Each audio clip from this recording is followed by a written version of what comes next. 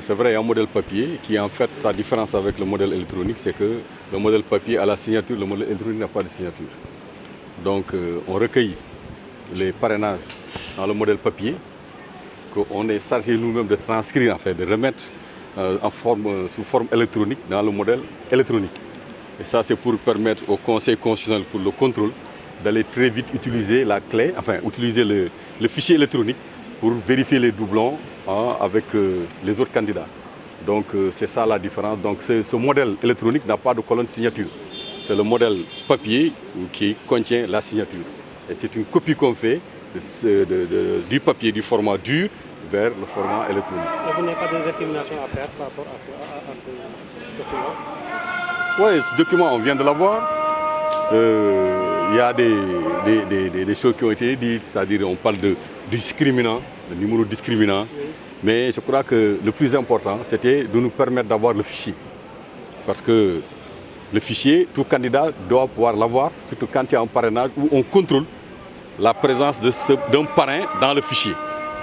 Alors, si vous avez des parrains et que vous vous trompez en inscrivant, parce que même le numéro de téléphone, en le prenant souvent, on se trompe de ces chiffres. Surtout quand on a à retranscrire 17 chiffres. Quelque part, il y a des erreurs faciles. Mais s'il y avait le fichier en ligne, on peut toujours voir est-ce que ce numéro-là existe dans ce fichier, est-ce que ça correspond à telle personne. Ça permet aux gens vraiment de faire un travail très bien. Mais si on vous donne des trucs comme ça, eux, je ne sais pas, je suppose qu'ils vont avoir ce fichier en ligne, mais tous les candidats aujourd'hui doivent être traités au même pied d'égalité. Donc chacun a son fichier. Le fichier électoral, normalement, la loi dit que c'est de 15 jours avant les élections. Mais pourquoi on ne peut pas maintenant, on ne peut pas changer cette loi pour dire que c'est 15 jours avant le début du parrainage? Parce que tout est, la base de contrôle, c'est le fichier électoral. Mais ces fichiers-là, si nous on ne l'a pas, et que quelqu'un, sa carte d'identité, on se trompe. Ou bien il y a des cartes d'identité qu'on dit déjà, ils ne sont pas dans le fichier. On n'a pas les moyens de contrôler. Et je crois que ça, c'est un handicap que la démocratie ne peut pas se permettre d'encaisser et de passer. Donc c'est des petites choses, hein. C'est rien du tout pour mettre un fichier à la disposition de quelqu'un, fichier verrouillé, c'est rien du tout. Et je crois que l'État doit faire l'effort de mettre ce fichier. Et il y a eu beaucoup de couacs déjà, il y a eu beaucoup de malentendus, il y a eu beaucoup de malaise. Je crois qu'on ne peut pas continuer encore jusqu'au 24 février à faire ce genre de choses où on ne traite pas les gens au même niveau. C'est un combat réel, c'est-à-dire qu'on ne peut pas marcher à reculons dans ce pays. Abdou Diouf, qui sous son règne qu'on a eu la première alternance. Il y a eu pression de la rue, de l'opposition, pour l'amener à choisir un ministre de l'Intérieur militaire, c'est-à-dire neutre. Un président de l'ONL militaire. Et on a vu ce qui s'est passé, il y a eu alternance.